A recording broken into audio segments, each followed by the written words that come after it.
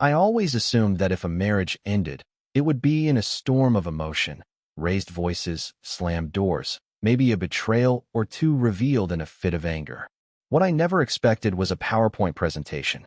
But there she was, my wife of 7 years, sitting across from me at our dining table with her laptop open, her eyes steady but detached, like she was about to pitch a business proposal rather than talk about our relationship. "We need to discuss realignment," she said, clicking to the next slide, as if I were some junior partner unaware of the company's declining performance. Realignment of what? I asked, not out of confusion, but because I needed her to say it aloud. To hear how clinical she'd become. She didn't flinch. Our relationship, our expectations, how we handle emotional exchanges, time distribution, and joint assets. We've been operating on outdated parameters. I think it's time for a refresh. I laughed. I couldn't help it. It wasn't even bitter, just pure disbelief. She was using corporate lingo to dissect our marriage. The woman who once cried during car commercials and used to write me handwritten notes for lunchboxes now spoke like a consultant billing by the hour. She looked annoyed at my reaction. "This isn't a joke. You're the one who said communication is key." I said we should talk more. "I didn't realize you meant quarterly reviews and spreadsheets." She pulled up another slide. "Right now, I feel like I'm giving more than I'm receiving. Emotional labor, social commitments, and even the division of domestic tasks. It's unbalanced, and I think it's creating strain for both of us." The irony hung heavy in the room. For the past year, I had taken on more freelance work just to close the financial gaps she'd opened with her lifestyle upgrades. New classes, wellness retreats, subscription boxes I couldn't track fast enough. She hadn't planned a single family event in months, hadn't helped with taxes, hadn't booked a doctor's appointment, or bought groceries unless they came from one of her sponsored apps. But according to her, she was the one carrying the load. She had clearly prepared for this moment, maybe for weeks. And while I sat in stunned silence, she clicked to a chart she'd made. "These are my proposed new boundaries. 1 night a week, completely to myself, no questions asked. Separate savings accounts. A shared calendar so we don't overlap social obligations. And I think we should start scheduling physical intimacy. It'll reduce pressure and allow for more balanced expectations." I stared at the bullet points. Color-coded. With footnotes. "You want to book sex appointments?" I asked, voice flat. "It's about managing expectations," she replied, calm as ever. "When things are structured, resentment has less space to grow." I'd spent our anniversary last month cooking her favorite meal while she was out at some influencer event, then posted an IG story captioned, "Self-care over codependence." That was my first real warning, but I let it slide, chalked it up to bad timing. Tonight made it clear, this wasn't about time management. This was about dismantling everything organically human in our relationship and replacing it with efficient detachment. She closed the laptop gently. "This isn't me saying I'm unhappy. I'm saying I want us to optimize." My jaw clenched involuntarily. "And if I don't want to optimize?"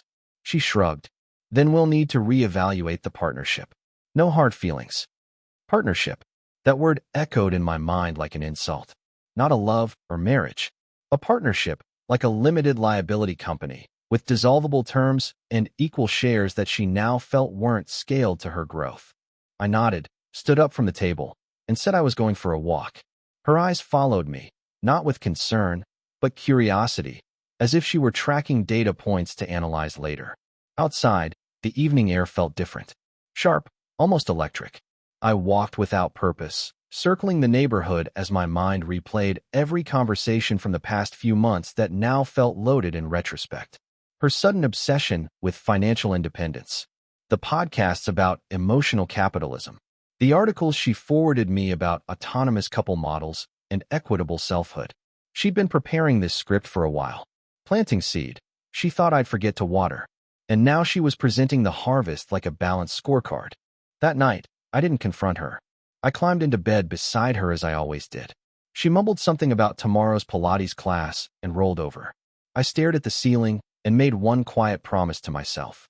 She wanted a merger. What she didn't know was that I was already preparing for a dissolution. And in business, as in marriage, the one who walks away with the infrastructure always wins. The first real sign she thought she was winning came 2 days later, when she slid a printed document across the table like she was negotiating lease terms. I drafted a domestic expectations matrix, she said, sipping her overpriced tea. Just a rough framework to keep things equitable. It had color tabs, percentages, and even suggested KPIs for emotional consistency and intimacy frequency. She spoke like she was pitching it to investors, not her husband. I took the pages without saying a word, glanced over items like allocate personal validation weekly and reaffirm value via verbal appreciation, twice weekly minimum. She leaned back, eyes gleaming with anticipation, likely waiting for me to push back. But I didn't. I nodded once, placed the stack on the counter, and said I'd review it. That small moment of silence. She took it as a submission. Over the next week, she leaned into her role as executive architect of our so-called modern relationship. She began scheduling intimacy like dental appointments, predictable, impersonal, subject to last-minute cancellation. The spontaneity we used to share evaporated. If I reached for her without it being in the calendar, she'd gently place her hand on mine and say, "Let's keep to the plan, yeah?"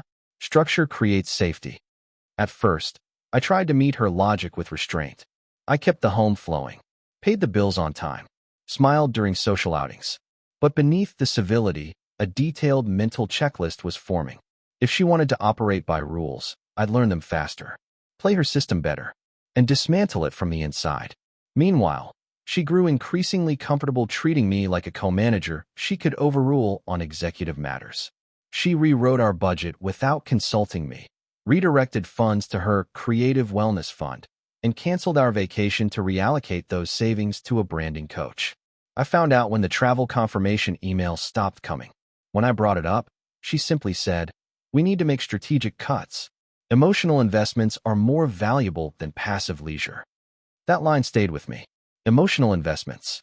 As if our marriage were just a mutual fund, she could rebalance when it didn't perform to expectations. The next day, I started making changes. First, I visited our bank and rerouted my salary into a new private account. I left just enough in the shared fund to maintain appearances, mortgage, utilities, small transactions. She wouldn't notice the difference right away, but eventually, she'd feel the shift. Second, I removed myself as the guarantor on her car. Quietly, legally, methodically. The car was in her name, but the financial leverage had always been mine. Not anymore. Then I moved to digital spaces, changed passwords to streaming services, migrated family photos from the cloud into a personal archive, disconnected her devices from shared logins under the guise of security updates. She mentioned her audiobook app wasn't syncing one evening, but I just nodded and suggested a reinstall. She thought I was distracted, that her little test of dominance had gone unchallenged, that I was adapting to her enlightened dynamic, but all the while, I was tightening every bolt she didn't know existed. And that's when she overplayed her hand. One night, she brought up intimacy over dinner, not with warmth, but as if it were a project review. "I think we should reduce physical contact for a while," she said while slicing into her quinoa. "I've been reading about emotional detox. Space is good for realignment." I set my fork down slowly. "You mean no intimacy? At all?" She nodded. "Just for a quarter. 90 days. We'll recalibrate and reconvene." My silence, again, she mistook for agreement. What she never considered, what her carefully curated TED Talks and Instagram therapists forgot to mention, was that treating your spouse like a vendor eventually gets you treated like one too. That night, while she meditated in the guest room, her new nightly decompression zone, I was in the office, opening a shared document of my own. Only mine wasn't about equity. It was about extraction. I listed every bill I covered, every asset I managed, and every advantage she enjoyed under the roof I funded. And beside each item, I marked the degree to which it depended on my willingness to stay in this performance. Her phone, her spa membership, her half of the internet, all facilitated through me. Silent conveniences she'd forgotten to measure while drafting her equality manifesto. I printed the spreadsheet and slid it into my drawer. And the next morning, she handed me a typed revision of her matrix. "I updated the structure," she said, grinning like she just cracked the code to modern love. "I added a new clause. Mandatory weekly date nights, but no physical touch unless I initiate.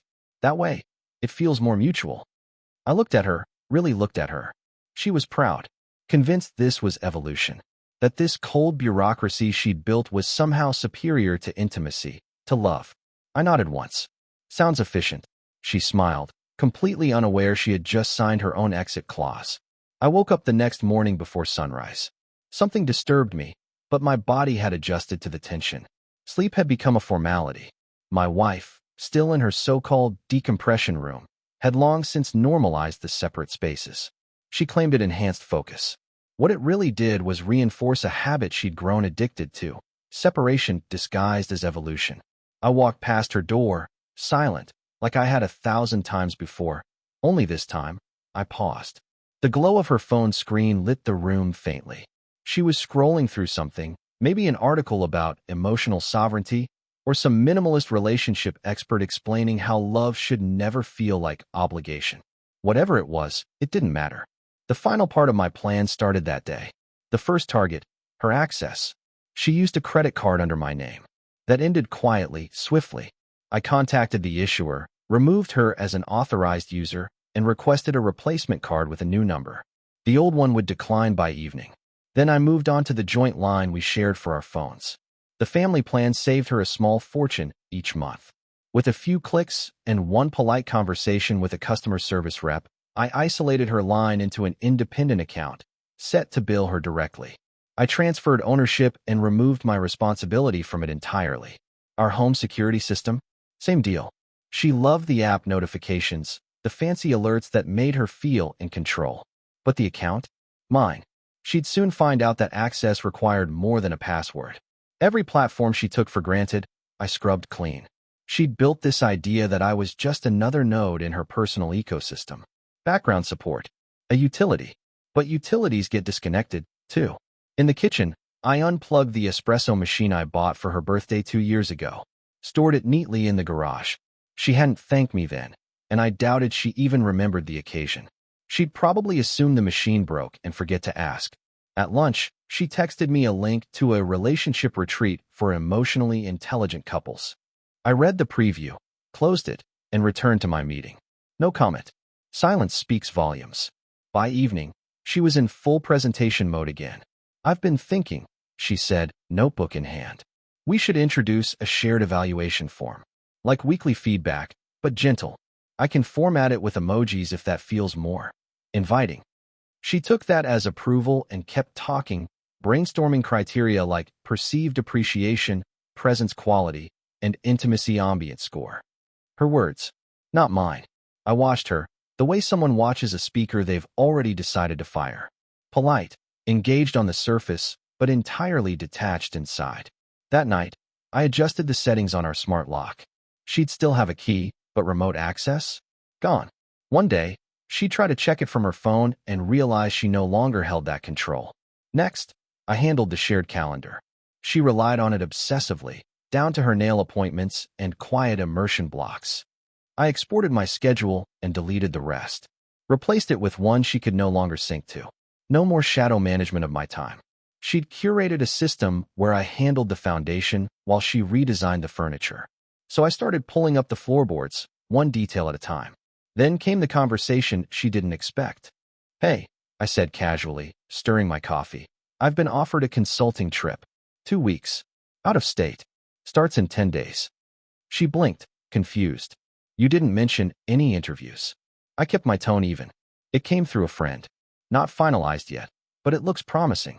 She set her cup down. 2 weeks is a long time. Especially right now.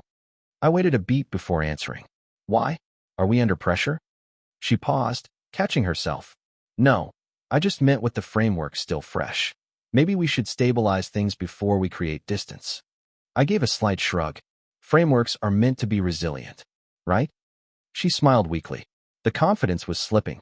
The dynamic was changing, and she felt it. The problem with controlling the narrative is that when the other person starts writing their version, yours loses power fast. The following day, I pulled a quiet move. Something personal, something symbolic. I retrieved the ring I gave her on our 3rd anniversary, the one she stopped wearing but claimed to still value spiritually. I placed it in a small velvet box, sealed it, and stored it in my office drawer. Just a subtle reminder to myself. I built this entire structure. Every milestone. Every upgrade. She once joked that I was her stability benchmark. I wasn't sure if that was a compliment or a confession.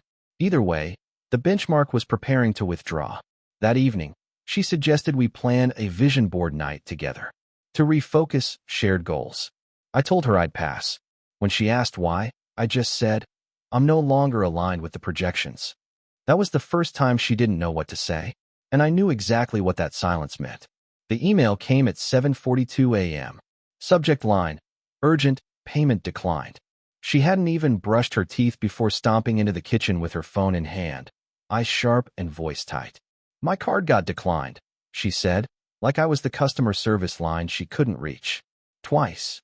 I sipped my coffee and tilted my head slightly. Did you check with the bank? They said the account was restructured. Your name was the primary. What the hell is going on? I let the silence linger just long enough to feel like a response. Then I stood, walked to my desk drawer, and retrieved the folder I'd been waiting to hand her. Inside, a printed audit of everything she had once accessed without a second thought. Auto payments, subscriptions, memberships. Every comfort she hadn't noticed, I quietly funded, calculated down to the cent labeled. Dated. Clean. She took the folder like it was an insult, flipping through the pages with trembling hands. What is this? Your financial footprint, I replied. Or at least, the part that was under my infrastructure. Her eyes darted from item to item. Boutique fitness apps. Monthly therapy copays. A skincare line that billed automatically each month. All under my ledger, all now detached. You kept track of this? Her voice cracked. I stayed composed. Since the day you started assigning value to our relationship with metrics. The air in the room shifted. This wasn't just about a declined card anymore. This was the collapse of her illusion, that she could dissect affection into tasks, reframe intimacy into obligations, and turn support into an entitlement. For months, she positioned herself as the more enlightened half. Now she was discovering who actually powered the electricity behind her self-actualization. She stood frozen for a moment, as if deciding which version of herself to become. Then she pivoted. I was trying to build something better for us, she said. I didn't want us to become one of those couples that run on autopilot. I watched her struggle to find footing. For once, her tone lacked strategy. And spreadsheets were the answer? I asked, withholding affection to prove some point about emotional independence. She stepped back, as if retreating behind some invisible line. You think you're so righteous because you paid the bills. Is that what this is about, money? No, I said, sharp now. This is about control. She blinked. You hijacked our marriage and turned it into a contract I never signed. You redefined connection into performance metrics and made vulnerability a transaction. You thought I was the silent partner, the passive one who wouldn't notice the takeover. She tried to speak, but I held up a hand. Let me finish.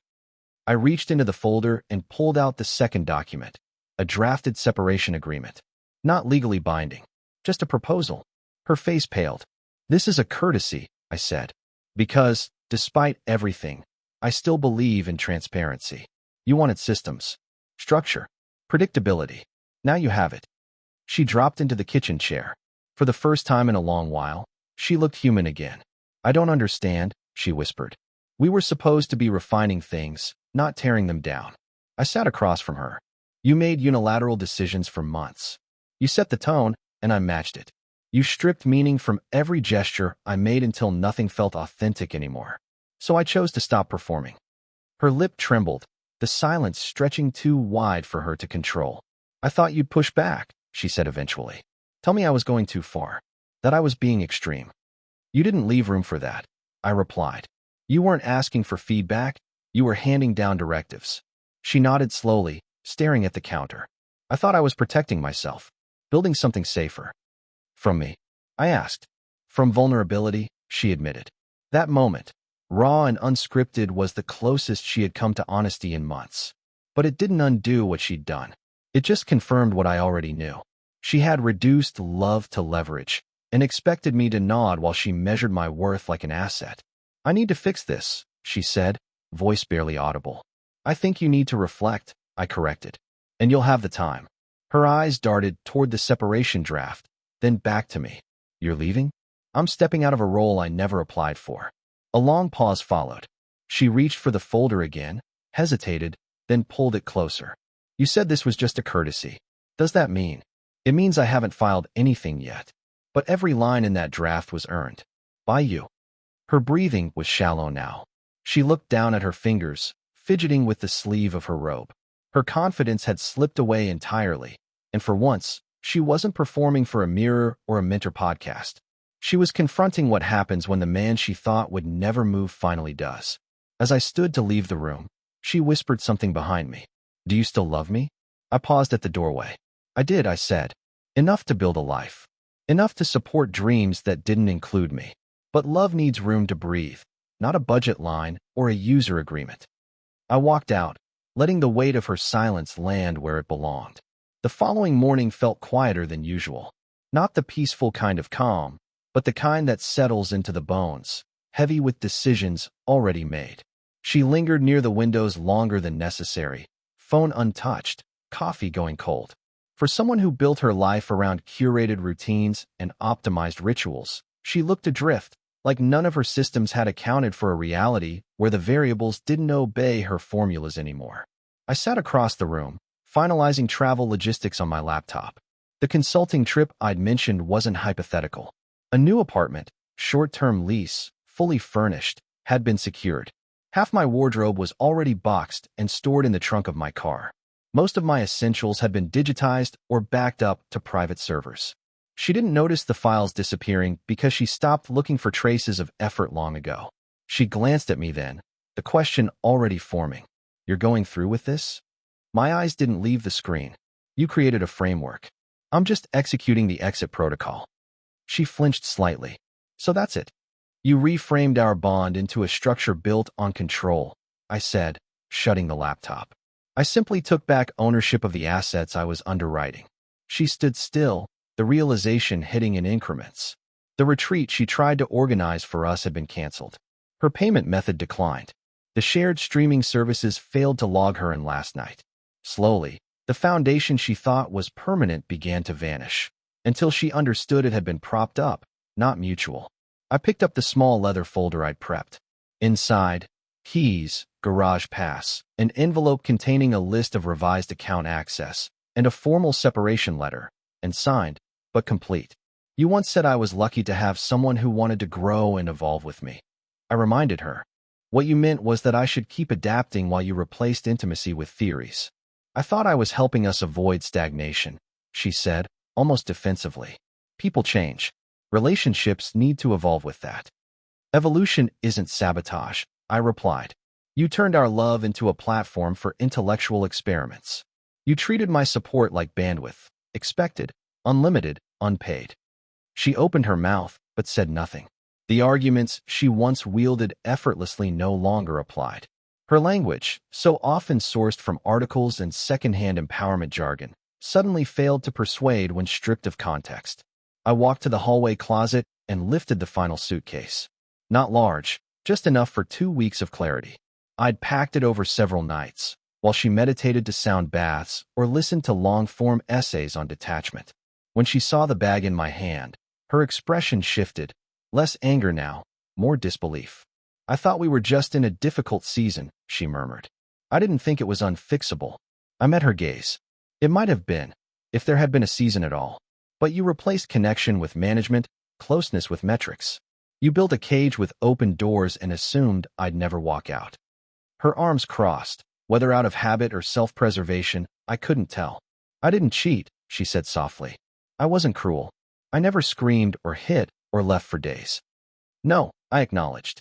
You orchestrated a subtler erosion. You dissolved the parts of me that gave without measure, then studied my reaction like a test subject. She closed her eyes briefly. I didn't mean for it to go this far. And yet, I said, lifting the bag. I paused at the doorway because I knew this was the moment she would reach. Is there anything I can do to stop you from going? I turned slightly. Yes, but you won't, because the version of love you trust only functions with leverage. Her breath hitched. I can change. I believe you, I said, but the change would come from a place of loss, not growth. That kind rarely lasts. Outside, the air felt sharper. Brighter, maybe. My steps felt unburdened, not from spite, but finality. I didn't expect a text, a call, or a carefully worded statement about rediscovering purpose. I'd already factored those into my departure model. By the time I reached the freeway, the sky had shifted. She stayed in the house we both helped pay for. The one she remodeled into a showcase of independence while quietly leaning on a system I silently upheld. But freedom cuts both ways. She learned that stability isn't granted, it's sustained.